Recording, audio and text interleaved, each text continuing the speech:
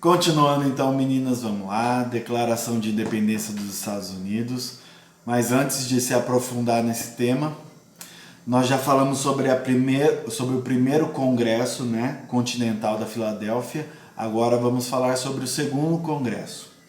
O que ele trouxe de novo? Qual a mentalidade que ele veio para somar? Primeira coisa que nós temos que identificar é que esse processo revolucionário ele se radicalizou. Em qual sentido, professor? Começaram a pensar em resistência armada, correto? Então eles começaram a convocar a população para a resistência contra os ingleses, correto? Resistência armada. E a população escrava, ela tinha um bom percentual dentro das colônias, então eles prometeram aos escravos que quem participasse da guerra de independência iriam ganhar sua liberdade, a alforria, certo? E então esse foi o momento de total rompimento vinda da colônia com os ingleses, tá? Obviamente que o processo ainda vai ter guerras por muitos anos, até realmente a Inglaterra assinar o acordo que reconhecia a independência dos Estados Unidos, mas com o segundo congresso, certo, continental da Filadélfia, eles realmente chegam ao consenso de rompimento com a Inglaterra. E essa declaração ela é conduzida por um nome muito importante na história dos Estados Unidos, que é o Thomas Jefferson, certo? Ele conduz essa comissão que vai abordar algumas das características de como conduzir esse processo, essa declaração de independência. E a primeira coisa que nós precisamos destacar é que o iluminismo vai estar presente nas suas características, certo? Nós já comentamos isso anteriormente, que motivou ao pensamento dos colonos, né? E agora vai ser uma forma realmente deles estarem rompendo com as características de colônia. O iluminismo vem para isso, certo? Então é aprovada essa declaração em 4 de julho de 1776, os Estados Unidos comemoram até hoje esse como o dia da independência, correto? E a partir desse momento ele dava liberdade a todas as colônias, das 13 colônias, né, da América do Norte. E quais características, já que nós falamos iluministas, o que trouxe a declaração? Primeiro, direito à vida, liberdade e a busca pela felicidade. Isso está na declaração, certo? Isso é um direito de todos, de toda a população. E qualquer governo que tentasse anular esses direitos, o que aconteceria com ele? O povo poderia destituí-lo do poder e buscar um novo tipo de governo. Então, se algum governante tentasse romper com essa declaração, com essas bases da declaração, ele seria tirado do poder. Correto? Isso também é Locke, tá, gente? Thomas Hobbes, que ele traz uma ideia de absolutismo, ele falava, não, o rei, o soberano, ele não pode ser tirado do governo.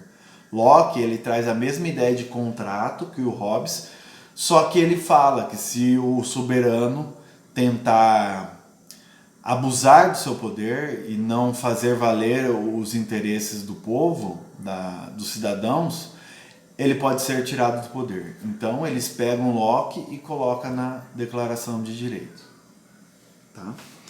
Próximo, todas as colônias então são estados livres, correto? E independentes. Depois nós vamos ver que isso é uma característica do federalismo. Mas isso depois na Constituição dos Estados Unidos de 1780. Desculpe, 1790. Então, a Constituição de 1790 ela vai trazer o federalismo. Continuando, vai aparecer uma figura agora importante novamente, junto com Thomas Jefferson, que é George Washington, né?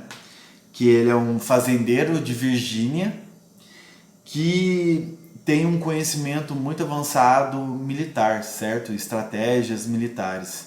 Daí ele vai tomar à frente, né, essas estratégias militares para tentar vencer na guerra contra a Inglaterra. Inclusive, vai ser o primeiro presidente dos Estados Unidos, né, George Washington.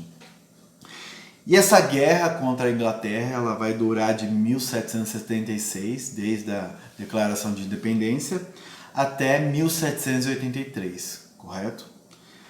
Até que em 1783 vai acontecer o Tratado de Paris, que nesse Tratado de Paris a Inglaterra vai reconhecer a independência dos Estados Unidos, né? Vai assinar o documento que reconhece a independência dos Estados Unidos, certo? E o que nós precisamos destacar é que foi a primeira colônia a conseguir sua independência, certo? No mundo.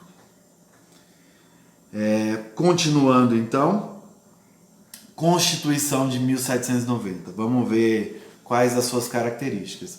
Uma coisa óbvia que nós repetimos, vai ser a terceira vez que eu vou repetir, é que o iluminismo está presente nela, correto?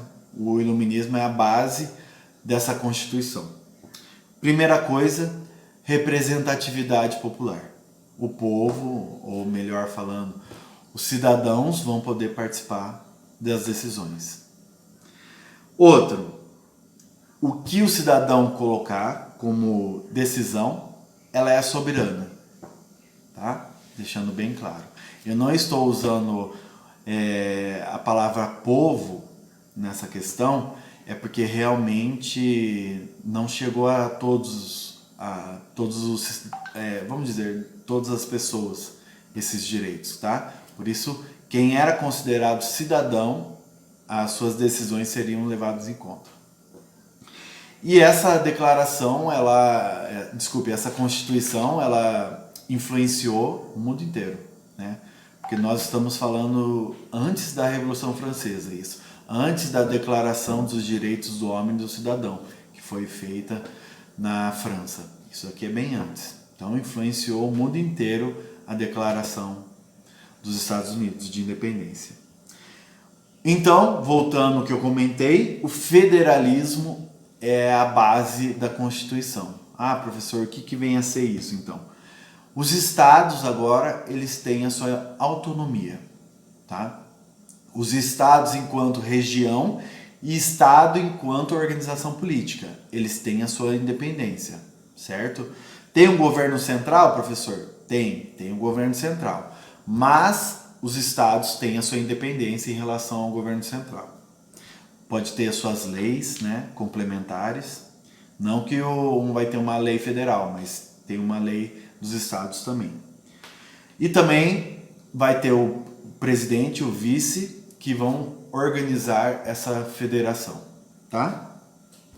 Novamente, Montesquieu vai ser a base da Constituição, né? Os três poderes. Legislativo, né, que cria essas leis. O executivo, que vai executar essas leis. E o judiciário, que julga essas leis, né? Então, Montesquieu, a base da Constituição dos Estados Unidos, a primeira Constituição. Então, com isso, trouxe a primeira república moderna, tá? Que é a República Federalista, muito diferente da República Romana, né, da Antiguidade. Então, os Estados Unidos traz uma visão nova de república moderna. Só que agora a apostila, ela traz alguns pontos para a gente pensar, né? De quem são os cidadãos, quem são considerados, né? Porque a Constituição é escrita em nome do povo. Mas quem que é considerado povo, então? É nisso que nós vamos pontuar agora. A Constituição, ela não privilegia toda a população. Esse é um ponto.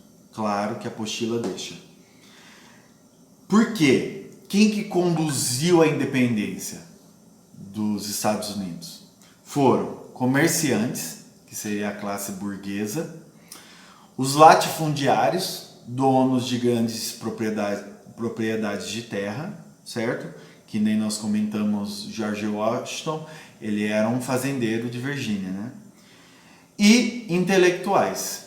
Então, a condução da Constituição, né? Desculpe, a condução da independência dos Estados Unidos foram desses três grupos.